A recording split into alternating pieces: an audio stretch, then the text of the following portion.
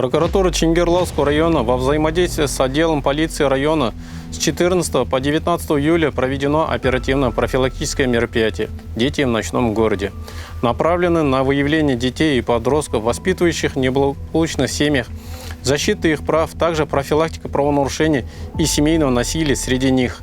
В мероприятии задействованы сотрудники прокуратуры, полиции, местных исполнительных органов, здравоохранения, образования, представители органов по защите прав детей, представители молодежных и детских организаций, представители общественных родительских объединений, а также средства массовой информации. В ходе рейдовых мероприятий были посещены места жительства неблагополучных семей, проверены бытовые условия. Также мероприятия были охвачены увеселительные заведения района рынка, автозаправочные станции и железнодорожный вокзал.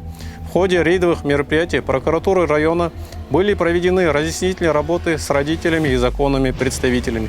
По итогам данного мероприятия к административной ответственности были привлечены 10 лиц по статье 442 Кодекса Республики Казахстан об административном правонарушении. Это нахождение в ночное время несовершеннолетних в развлекательных заведениях или вне жилища без сопровождения законных представителей.